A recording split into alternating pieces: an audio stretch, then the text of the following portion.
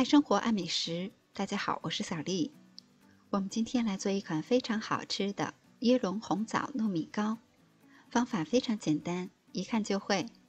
入口有满满的椰香、红枣香，搭配上糯叽叽的口感，味道棒极了。准备100克的红枣，清洗干净。我们可以用自己喜欢的方式，把大枣剪成这样的枣碎。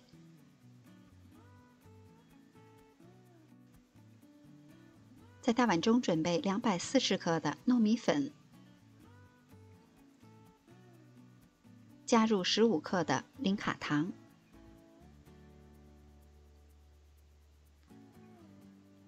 也加入大枣碎，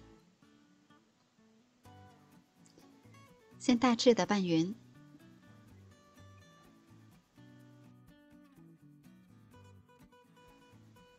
再分次的一共加入180克的牛奶，牛奶的量我们要根据实际情况来适量的增减。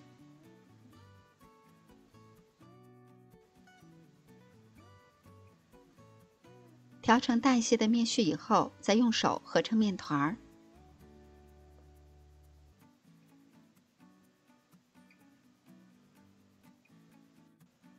我们最后得到的是一个偏软一些的面团儿。然后直接揪下来一块儿，用手团圆，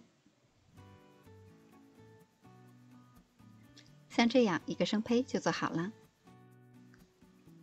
蒸屉上提前铺好打湿的笼布，把生胚放入蒸屉中，开水上锅，保持中高火蒸20分钟左右，关火以后再焖2分钟就可以了。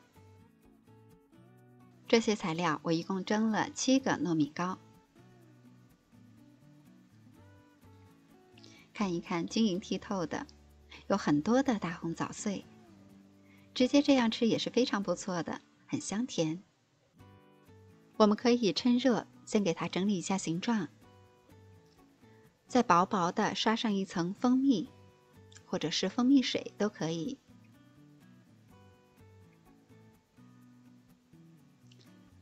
再厚厚的蘸上一层椰蓉。